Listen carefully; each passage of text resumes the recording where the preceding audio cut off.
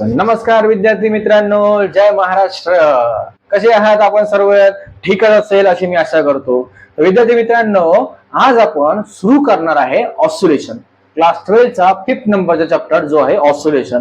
पूर्णपणे आपण oscillation series म्हणून स्टार्ट करत आहोत. ओके, तर ऑसिलेशन म्हणजे काय, कशाला म्हणतात ऑसिलेशन, हे तुम्हाला मी पूर्णपणे एमएसटी सीटी म्हणजे आपलं जे बोर्डचं पुस्तक आहे त्यामधून तुम्हाला मी पूर्ण डिटेलपणे शिकणार आहे. ओके, चला तर आपण without any time of wasting, कुठल्याही प्रकारचा टाइम वेस्ट न करता आज आपण आपल्या या सिरीजला सुरू करू. चला तर सुरू करूया. तर विद्यार्थी मित्रांनो, ऑसिलेशन, आता ऑसिलेशन याचा अर्थ काय होतो हे तुम्हाला मी डेफिनेशन द्वारे सांगणार आहे. परंतु जे तुम्हाला पुस्तक मध्ये दिलेलं आहे क्लास 12च्या, त्या पुस्तकामध्ये जर इंट्रोडक्शन बघितलं तर बुक मध्ये आपल्याला काय सांगितलेलं आहे, हा ऑसिलेशन हा एक बिगेस्ट फिनॉमिनॉन आहे. हा एक मोठा फिनॉमिनॉन आहे की या फिनॉमिनॉन मध्ये तुम्हाला पूर्ण डिटेल मध्ये ऑसिलेशन चॅप्टर मध्ये तुम्हाला स्टडी करायचे. तर मग ऑसिलेशन मध्ये तुम्हाला काय सांगितलेलं आहे की ऑसिलेशन अलग अलग प्रकारचे डिफरंट टाइपचे ऑसिलेशन असतात. तुम्हाला माहिती आहे, जसं जर तुम्ही बघितलं तर तुम्हाला बुक मध्ये तुम्हाला दिलेलं आहे, त्याला म्हणतात रॉकिंग ऑफ क्रॅडल. काय म्हटलं आहे? Rocking of cradle. आता rocking of cradle that means काय, तर पाळणा. बरोबर आहे का नाही? आपण काय होतो त्यांना पाळणा झुलवतो म्हणजे हा रॉकिंग ऑफ क्रॅडल आहे. ओके, त्यानंतर तुम्हाला त्याच्यामध्ये बुक मध्ये दिलेलं आहे स्विंगिंग ऑफ स्विंग. त्याच्यानंतर त्याच्यामध्ये म्हणतात आपण पेंडुलम ऑफ मोशन. बरोबर आहे, पेंडुलम ऑफ मोशन. त्यानंतर आपण म्हणतो व्हायब्रेशन सुद्धा, व्हायब्रेशन ऑफ गिटार. त्याच्यानंतर तुम्हाला दिलेलं आहे व्हॉलनिक रिंग. तर असे अलग अलग प्रकारचे ऑसिलेशनचे प्रकार असतात. बरोबर आहे की नाही? जसं तुम्हाला माहिती आहे, साधारण सोप्या भाषेमध्ये जर सांगायचं तर आपल्या घरामध्ये जर किंवा मोठ्या ऑफिसेस मध्ये तुम्ही घड्याळ बघितली असेल आणि या घड्याळाच्या खाली तुम्हाला एक असा पेंडुलम असा लटकता दिसतो की जो काय करतो, ऑसिलेट करतो. बरोबर आहे की नाही? हा काय करणार, ऑसिलेट करणार. म्हणजे इकडून इकडे येणार, तर हा इकडून इकडे पण जाणार आणि एका पोझिशनला येऊन म्हणजे मिडल पोझिशनला येऊन तो स्टॉप होऊन जाणार. That is the oscillation. काय म्हणतात त्याला? ऑसिलेशन.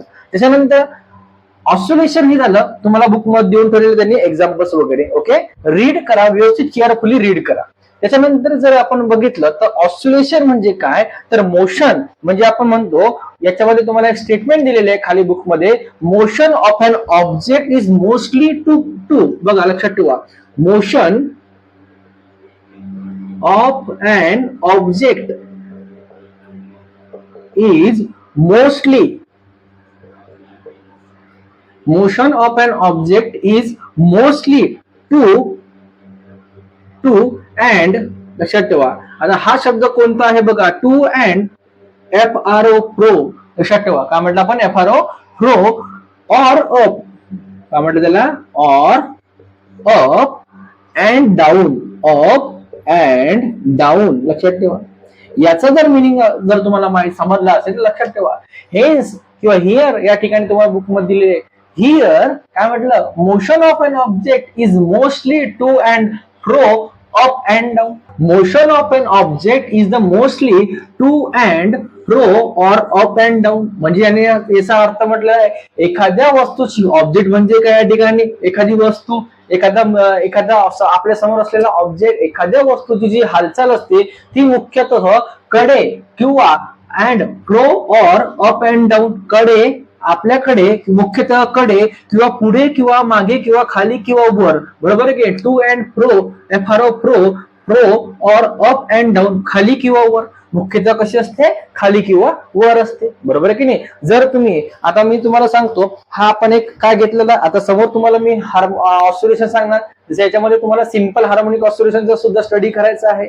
बरोबर आहे की नाही? मग सपोज या ठिकाणी मी काय केलं, या ठिकाणी मी ही स्ट्रिंग घेतली आणि ह्या ठिकाणी मी एक स्मॉल ऑब्जेक्ट याला मध्ये बांधून घेतला आणि हा ऑब्जेक्ट मी काय करतो आहे, असा सुद्धा काय करते, मी त्याला मुवमेंट करत आहे. बरोबर आहे की नाही? त्यानंतर मी याला खालीवर सुद्धा करत आहे. बरोबर आहे? म्हणजे मुख्यतः आपल्याकडे जो असणार तो आपण काय करणार, त्याला ऑसिलेट करणार, वर खाली आजूबाजूला आपण याला ऑसिलेट केला. म्हणून याच्यामध्ये त्यांनी तुम्हाला दुसरं स्टेटमेंट या ठिकाणी मांडून ठेवलेलं आहे. लक्षामध्ये इथपर्यंत. त्याच्यानंतर जर याच्यामध्ये तुम्ही अजून पॉइंट जर बघितला तर तुम्हाला बुक मध्ये दिलेलं आहे की ऑसिलेशन, नेक्स्ट पॅरेग्राफ मध्ये तुम्हाला काय दिले, oscillation is a periodic motion. लक्षात ठेवा, काय म्हटलंय? Oscillation is periodic motion. Oscillation हा एक प्रकारचा कोणता मोशन आहे म्हटलं? पिरियडिक मोशन आहे. कोणता मोशन आहे? पिरियडिक मोशन आहे. कोणता मोशन आहे? पिरियड म्हणजे जो पिरियड मध्ये घडणारा मोशन. आता पिरियड म्हणजे काय तुम्ही म्हणणार, ते सुद्धा आपण डिस्कस करणार. ठीक आहे, स्टेप बाय स्टेप. त्यानंतर तुम्हाला म्हटलेलं आहे मग पिरियडिक मोशन आहे. मग हे पिरियडिक मोशन कशावर डिपेंड असणार? तर हे डिपेंड असते त्याच्या डिस्प्लेसमेंट वरती, लक्षात ठेवा. त्यानंतर ऍक्सेलरेशन वरती, लक्षात ठेवा. आणि अँड आपण त्याला म्हणू शकतो व्हेलॉसिटीवर. त्याला रिप्रेझेंट कोण करते? Displacement, acceleration and velocity for this. पुढे स्टेटमेंट तुम्हाला म्हटलेलं बघा जरा, वाचा नीट. फॉर धिस काय म्हटलं? For this motion can be. For this motion can be. For this motion can be represented. Motion can be represented by. तुम्हाला motion can be represented by दोन याने रिप्रेझेंट करतो. एक म्हणतो आपण त्याला साइन, बरोबर आहे की नाही? का म्हणतो? साइन. अँड दुसरा असतो कोसाइन, लक्षात ठेवा. हे दोन महत्वाचे आहे. एकाला आपण रिप्रेझेंट करतो साइनने आणि दुसऱ्याला आपण रिप्रेझेंट करतो कोसाइनने. क्लिअर इथपर्यंत? बरोबर आहे. On displacement, acceleration and velocity for this motion can be represented by the sine and cosine. Sine and cosine function. का म्हणणार आपण त्या ठिकाणी? साइन अँड कोसाइन फंक्शन, लक्षात ठेवायचं. ओके, चला. तर पुढे त्यांनी म्हटलं this is also known as. याला दुसऱ्या भाषेमध्ये त्यांनी काय म्हटलेलं बघा जरा पुस्तकामध्ये. This is also known as a harmonic function. काय म्हटलं त्यांना? Harmonic function. This is also known as a harmonic function. याला दुसऱ्या भाषेमध्ये त्यांनी काय म्हटलेलं आहे? Harmonic function. पुढे अजून त्यांनी म्हटलेलं आहे की आपल्याला हा जो ऑस्सिलेशन जो चॅप्टर आहे तो तुम्हाला अलग अलग म्हणजे आपण त्याच्यामध्ये एसएचएम बघणार आहे. आता तुम्ही म्हणणार sir what is the SHM, बरोबर आहे की नाही? तुम्ही म्हणणार एसएचएम आपण कशाला म्हणायचं? मग एसएचएम म्हणजे काय? तर simple harmonic motion. SHM that means काय म्हणतो आपण त्याला? Simple harmonic motion. मग तुम्हाला एसएचएम बघायचंय, that is the simple harmonic, बरोबर आहे? का म्हटलं आपण त्याला? बघा, सिंपल हार्मोनिक मोशन. त्याच्यामध्ये तुम्हाला सिंपल हार्मोनिक मोशन बघायचंय. त्याच्यामध्ये अजून तुम्हाला ग्राफिकली रिप्रेझेंटेशन सुद्धा सांगितलेलं बुक बघा, बरोबर आहे? बुक समोर ठेवा. त्यानंतर तुम्हाला बघायचं आहे काय म्हटलं आपण या ठिकाणी? ग्राफिकली रिप्रेझेंटेशन ऑफ कोणाचं? एसएचएमचं. ग्राफिकल रिप्रेझेंटेशन बघायचं तुम्हाला एसएचएमचं. त्याच्यानंतर तुम्हाला बघा समोर काय दिलेलं आहे? एनर्जी चेंज ड्युरिंग एसएचएम म्हटलंय त्यांनी, बरोबर आहे की नाही? काय म्हटलेलं आहे? Energy change during SHM. Energy change during SHM बघायचंय. त्यानंतर तुम्हाला याच्यामध्ये डॅम्पिंग बघायचंय. काय बघायचंय तुम्हाला? डॅम्पिंग. त्यानंतर याच्यामध्ये तुम्हाला बघायचं आहे अजून रेझोनन्स सुद्धा बघायचंय. काय बघायचं आहे? Resonance etcetera. हे सर्वच्या सर्व पाठ तुम्हाला या ऑस्सिलेशन या चॅप्टर मध्ये तुम्हाला स्टडी करायचं. मग हे इंट्रोडक्शन फार महत्वाचं आहे जे तुम्हाला बुक मध्ये स्टार्टिंगला दिलेलं आहे. ओके, तुम्हाला माहितीये आपण क्वेश्चन आन्सर टाईप पूर्णपणे आपण बघणार आहोत. आता आपण वळणार कोणाकडे? तर हेच त्याच्या डेफिनेशन कडे. कोणाकडे आता वळणार आपण? डेफिनेशन. स्टेप बाय स्टेप आपण डेफिनेशन समजून घेऊ. डेफिनेशन काय असतात ते बघू आजच्या लेक्चर मध्ये पूर्णपणे. ओके, चला तर डेफिनेशनला सुरू करूया. तर विद्यार्थी मित्रांनो, आता आपण काय बेसिक डेफिनेशन बघणार आहे कोणाच्या? ऑस्सिलेशनच्या. ओके, चला तर बघा. जसं ऑस्सिलेशन मध्ये आपण म्हटलं पिरियड. काय म्हटलं आपण? Period. What is mean by period? The period म्हणजे काय? The time taken by the particle to complete one oscillation. लक्षात ठेवा, time taken by a particle to complete one oscillation. म्हणजे एक ऑस्सिलेशन कम्प्लीट करण्यासाठी जो टाइम पिरियड लागणार, बरोबर आहे की नाही? एक ऑस्सिलेशन कम्प्लीट करण्यासाठी जो टाइम पिरियड लागला दॅट इज अ काय म्हणणार आपण त्याला? पिरियड. जसं आता फॉर एक्झाम्पल आता हा आहे एक सर्कल आपण ड्रॉ केला. मग याला कम्प्लीट वन ऑस्सिलेशन करण्यासाठी जो काही टाइम पिरियड लागणार त्याला that is called as a period. Okay, clear? एकदम सोपी डेफिनेशन आहे की नाही? चल नेक्स्ट बघा. Frequency, next definition is a frequency. आता फ्रिक्वेन्सी तुम्ही म्हणणार सर फ्रिक्वेन्सी कुठून आली ऑस्सिलेशन मध्ये, तर ऑस्सिलेशन मध्ये सुद्धा फ्रिक्वेन्सी येते आणि सायन्स फिजिक्स सेकंड पार्ट मध्ये सुद्धा फ्रिक्वेन्सी आहे, तुम्हाला माहिती आहे. मग ही जी फ्रिक्वेन्सी आहे आपण याला डिनोट करतो कशाने, एन ने डिनोट करतो, आणि सेकंड पार्ट ऑफ फिजिक्स मध्ये आपण फ्रिक्वेन्सी डिनोटेड बाय एफ करतो, बरोबर आहे का नाही. कशाने करतो, एफ ने आपण याला डिनोट सुद्धा करतो, कोणी कोणी एफ ने करतो, लक्षात ठेवायचं. ठीक आहे. मग फ्रिक्वेन्सी म्हणजे काय बघा, द नंबर, काय म्हटलं, द नंबर ऑफ ऑस्सिलेशन, काय म्हटलं, the number of oscillation per unit time, म्हणजे the number of oscillation per unit time. तर ऑस्सिलेशन नंबर ऑफ युनिट, किती ऑस्सिलेशन होणार पर युनिट, पर युनिट म्हणजे काय, पर म्हणजे अपूर्णांक म्हणतो आपण त्याला, अपाऊंड म्हणतो, बरोबर आहे की नाही. पर युनिट ऑफ टाइम किती करणार, that is called as a frequency. म्हणून म्हटलं the number of oscillation per unit time is called as a frequency. Number of oscillation per unit time is called as a frequency. आहे की नाही, एकदम easy. चला तर पुढची डेफिनेशन बघा, periodic motion. Next definition is a very very important, most important definition, that is the periodic motion. आता periodic motion कोणाला म्हणायचं, बरोबर आहे की नाही. मग periodic motion म्हणजे काय, तर बघा, a motion which repeats itself after equal interval of time. काय म्हटलं, a motion which repeats, काय म्हटलं शब्द, repeats itself. itself म्हणजे अर्थ काय, स्वतःच, बरोबर आहे की नाही. After equal interval of time, काही टाइमाच्या नंतर, दॅट इज कॉल्ड एज, त्याला म्हणायचं पिरियॉडिक मोशन. काय म्हणतात त्याला, पिरियॉडिक मोशन. आता बघा इकडे समजून घ्या. आता सपोज या ठिकाणावर मी एक ऑब्जेक्ट ठेवला, ओके, आणि हा ऑब्जेक्ट मी जर ठेवल्याच्या नंतर याला मी काय करतो आहे, याला मी रोटेट करण्याचं ऑस्सिलेशन, बरोबर करतोय. म्हणजे जर तुम्ही बघितला चॅप्टर 1 जर तुम्ही शिकला असा रोटेशनल डायनामिक, त्याच्यामध्ये तुम्हाला मी सांगितलं होतं, बरोबर, सर्क्युलेशन मोशन मध्ये. मग इथून त्याने काय केलं, इथून त्याने सुरुवात केली जायसाठी हा पूर्णपणे इकडून इकडे म्हणजे कम्प्लीट त्याने काय केलं, वन रिव्हॉल्युशन कम्प्लीट केलं. बघा, a motion with repeat itself after equal inter of time, म्हणजे स्वतः भोवती त्याने काय केलं, एक कम्प्लीट रिव्हॉल्युशन केलं. कोणाभोवती केलं त्याने, आपल्या स्वतः भोवती केलं, तर त्याला म्हणायचं पिरियॉडिक मोशन. त्याला काय म्हणायचं आपण, पिरियॉडिक मोशन. एकदम इझी आहे की नाही. बघा काय म्हटलं मग, a motion which repeats itself, काय म्हटलं, a motion which repeats itself equal interval of time, बरोबर आहे. a motion repeats itself after equal interval of time, काही टाइमाच्या नंतर, after equal interval of time is called as a periodic motion. Example जर तुम्ही बघितलं तर तुम्हाला एक्झाम्पल सुद्धा मी लिहून दिलेलं आहे. जसं फॉर एक्झाम्पल तुम्हाला माहिती आहे बघा, motion of planet around the sun, motion of planet around the sun. दुसरं एक्झाम्पल म्हटलं motion of electron around the nucleus, हे तुम्हाला माहिती आहे. Motion of hands of clock, hands of clock. आता क्लॉक म्हटलं तर या ठिकाणी आपला घड्याळाचा जो काटा असतो हा 12, हा किती असतो 6, 3 आणि 9. तर हा जो काटा असतो हा पूर्णपणे असा फिरत फिरत फिरत फिरत फिरत फिरत फिरत पूर्ण एक कम्प्लीट इटसेल्फ म्हणजे स्वतः भोवतीच काय करणार, तो तसं रिव्हॉल्युशन करणार.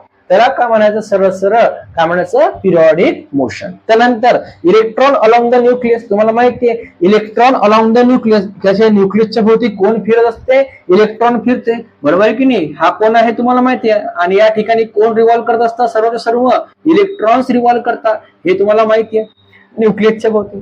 त्यानंतर planet around the sun, sun planet around the sun, बरोबर आहे की नाही. एक्झाम्पल एकदम बेस्ट एक्झाम्पल आहे आणि लहान लेकरासारखे एक्झाम्पल आहे एकदम, बरोबर आहे. मग पिरियॉडिक मोशन कोणाला म्हणायचं, that is the definition. Okay, चला तर नेक्स्ट आहे पिरियॉडिक टाइम. आता मोशन आला तर टाइम सुद्धा लागणार राजा, बरोबर आहे की नाही. मग टाइम म्हणजे काय, पिरियॉडिक टाइम, तर a time interval after which the motion is repeat, the time interval after which the motion is repeated is called as a periodic motion. त्याला काय म्हणायचं, is called as a periodic time. बघा, is called as a periodic time, लक्षात ठेवायचं. Periodic time म्हणजे काय, the time interval, a time interval after which the motion is repeated, after which the motion is repeated, म्हणजे जो काही motion असणार तो काय होणार, डबल डबल रिपीट होणार. अशा रिपीटेड मोशनला त्यांनी म्हटलेलं आहे पिरियॉडिक टाइम. काय म्हटलं, पिरियॉडिक टाइम. चला नेक्स्ट आहे linear simple harmonic motion, LSHM. त्याला म्हणतो पण LSHM, शॉर्टकट मध्ये याला काय म्हटलं ते capital LSHM, linear simple harmonic motion.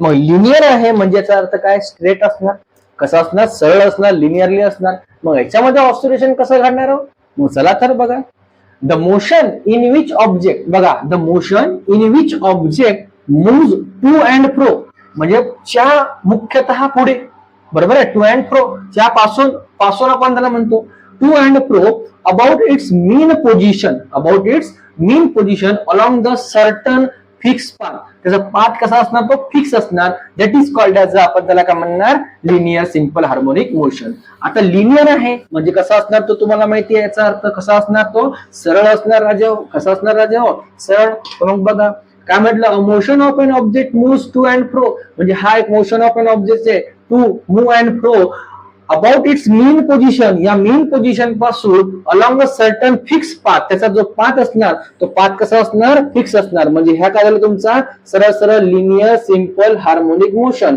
म्हणजे कसं जाणार, तो स्ट्रेट लाईनने जाणार, कसं जाणार, स्ट्रेट लाईनने जाणार. मग काय म्हटलंय त्या डेफिनेशन बघा, the motion in which object moves to and fro, मुख्यतः कडे, च्या पासून, लक्षात ठेवा, अबाउट इट्स मीन पोझिशन, कोणापासून, तर त्याच्या मीन पोझिशन पासून, along a certain fix path, त्याचा जो सर्टन फिक्स पाथ आहे, म्हणजे त्याचा पाथ जो आहे तो कसा असणार, फिक्स असणार, that is called the linear simple harmonic motion.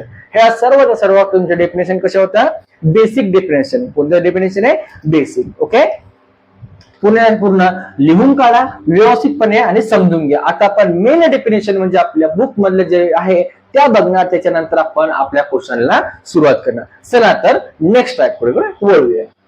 चला आता आपला जो टॉपिक आहे तो जे तुम्हाला बुक मध्ये तुम्हाला ऑब्झर्वेशन मध्ये जे काही बेसिक डेफिनेशन आहे, तर बेसिक डेफिनेशन मी तुम्हाला काढून दिलेलं आहे. ओके, चला तर बघा. तर सिंपल पेंडुलम, आपण काय म्हटलं आपण त्या ठिकाणी, सिंपल पेंडुलम. मग सिंपल पेंडुलम कोणाला म्हणायचं, कसा असतो सिंपल पेंडुलम तुम्हाला सांगतो. सपोज या ठिकाणी मी काय घेतलेला आहे, एक स्ट्रिंग घेतली, काय घेतली मी, स्ट्रिंग, आणि या स्ट्रिंगला मी काय लावला, एक ऑब्जेक्ट लावला. तो ऑब्जेक्ट म्हणजे आपण काय धरूया, आपला बॉब धरू. ठीक आहे, मग हा एक ऑब्जेक्ट आहे, हा ऑब्जेक्ट मी एका स्ट्रिंगला अटॅच केलेला आहे, दिसते तुम्हाला सर्वांना, बरोबर आहे की नाही. आणि त्याच पद्धतीने माझा हा जो हात आहे, हा एक हँड म्हणजे माझा काय आहे, रिजिड सपोर्ट आहे. काय आहे माझा, रिजिड सपोर्ट, बरोबर आहे. आणि या ठिकाणी मी एक लॉंग स्ट्रिंग घेतली, की ही जी स्ट्रिंग आहे, ही जी दोरी आहे, मी एका रिजिड सपोर्टला माझ्या एका या हाताला मी फिट केली आहे, आणि त्याला कालला एक सस्पेंडेड, मी त्याला एक काय केला, स्पियर सस्पेंडेड केला. सपोज पकडा, हा काय आहे, स्पियर, या ठिकाणी मी स्पियर सस्पेंडेड केला.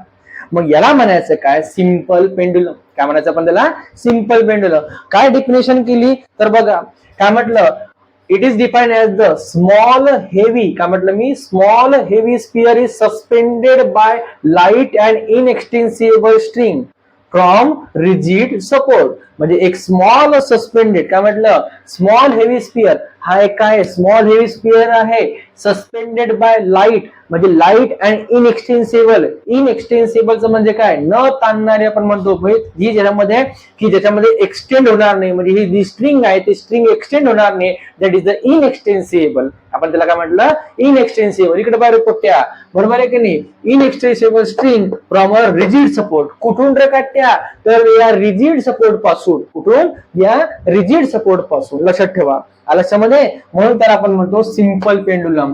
काय म्हटलं, सिंपल पेंडुलमची डेफिनेशन पिंट्या, काय म्हटलं, a small heavy sphere of bob is suspended by inextensible string from a rigid support, that is the simple pendulum. साधा पेंडुलम. काय म्हणतो आपण त्याला, साधा आणि सिंपल पेंडुलम. जसं तू एकदम सच्छन आहे, एकदम साधा आहे, कोणाच्याच नादात लागत नाही, आणि तू कुठेच थांबणार नाही आहे, मग कोणाच्या ताणणारा म्हणजे कोणाच्या मागे जाणार नाहीये, किती फोन मेसेज आले तरी त्याचा न रिप्लाय देणारा तू सच्छन माणूस आहे, म्हणजे तू कोण आहे, सिंपल बॉय आहे, सिंपल गर्ल आहे, म्हणजे हा काय आहे, सिंपल पेंडुलम आहे. बरोबर आहे. मग सिंपल पेंडुलम डेफिनेशन समजली. कसा सिंपल पेंडुलम, म्हणजे जो हेवी बॉब लावणार, इनएक्सटेन्सिबल असणार, कुठे, रिजिड सपोर्टला, बरोबर आहे की नाही. म्हणून म्हटलं small heavy sphere is suspended by light inextensible string from a rigid support, that is the simple pendulum. Clear. चलतो बरोबर, दुसऱ्या डेफिनेशन कडे आपण जाऊ, पळू पटकन दिशी. Length of simple pendulum. काय म्हटलं या ठिकाणी, लेंथ ऑफ सिंपल पेंडुलम. लक्षात ठेवा, लेंथ ऑफ सिंपल पेंडुलम, बरोबर आहे की नाही. मग बघा, the distance between point suspension and centre of gravity of a heavy sphere. काय म्हटलं? The distance between point suspension and centre of gravity of a heavy sphere. जर तुम्हाला म्हटलं मी हा एक हेवी स्फिअर घेतला, आपण हा एक रिजिड सपोर्ट घेतला आणि या ठिकाणी इनएक्स्टेबल स्ट्रिंग आणि या ठिकाणी आपण काय घेतलं, एक हेवी बॉब सस्पेंडेड केला, जस्ट लाईक अ बॉब. बरोबर आहे की नाही? मग या ठिकाणी डेफिनेशन काय म्हटलं? लेंथ म्हटलं. लेंथ म्हणजे काय? तुम्हाला माहिती आहे, लांबी. बरोबर आहे की नाही? आणि या ठिकाणी म्हटलं the distance between point of suspension and centre of gravity, म्हणजे या बॉबची पूर्ण सेंटर ऑफ ग्रॅव्हिटी कुठे असेल रे पिंट्या? कुठे असणार? खाली. म्हणजे आपण त्याला काय म्हणतो, याचं वेट जी असणार ती कुठे असणार? खाली. म्हणजे आपण त्याला म्हणतो mg म्हणतो. काय म्हणतो? mg. मग ही इथून इथपर्यंत पूर्ण त्याची काय झाली? ही पूर्ण त्याची काय झाली? लेंथ झाली. काय झाली? त्याची लेंथ झाली. लक्षात ठेवा. म्हणून the distance between the point of suspension and centre of gravity of a heavy sphere, कुठून? हेवी स्फिअर पासून. दॅट इज कॉल्ड ॲज, त्याला म्हटलं आपण लेंथ ऑफ सिंपल पेंडुलम. काय म्हटलं आपण त्याला Pintya? Length of simple pendulum. आलं लक्षामध्ये? त्यानंतर बघा सेकंड पेंडुलम. सेकंड पेंडुलम म्हणजे काय? 2 सेकंदाला होणारा pendulum. That is called as second pendulum. Easy definition आहे बुक मध्ये. बघा काय म्हटलेलं आहे? Simple pendulum. कोणाशी कॉन्टॅक्ट आला? तू साधारण भोळ्या माणसा. सिंपल पेंडुलमशी whose period is 2 सेकंद, की ज्याचा पिरियड किती असणार म्हणतो? 2 सेकंद एवढा पिरियड असणार, त्याला म्हणायचं आपण that is called as a second pendulum. Okay, clear की नाही? तर बघा काय म्हटलं? Simple pendulum whose period of 2 second. Simple असा पेंडुलम, साधा पेंडुलम. सिंपल पेंडुलम म्हणजे काय हो राजा? हो, a small heavy sphere of suspended bob, a light inextensible string. कशी असतो? From a rigid support. त्याला काय म्हणतो आपण? Simple pendulum. मग simple pendulum whose period 2 second, किती पिरियड असतात त्याचा? 2 second. That is called as a second pendulum. त्याला म्हणायचं आपण सरळ सरळ सेकंड पेंडुलम. बरोबर आहे की नाही?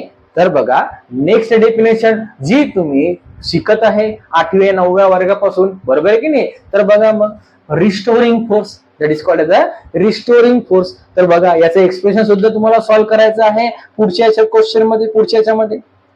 तर रिस्टोरिंग फोर्स म्हणजे काय होते? A force acting opposite displacement, a force acting opposite displacement to bring the system back to equilibrium.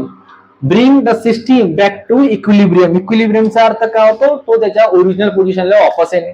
जसं तुम्हाला माहिती आहे, खाली एक्झाम्पल बघा, तुम्हाला सांगितलं हा एक वॉल घेतली आणि याला वॉलला पण स्ट्रिंग लावली आणि स्ट्रिंग लावल्याच्या नंतर त्याला एक आपण काय केलं, या ठिकाणी एक मास असणार, आपण काय केलं, एक ऑब्जेक्ट या ठिकाणी ठेवलं की ज्याला काहीतरी मास असणार. बरोबर आहे की नाही?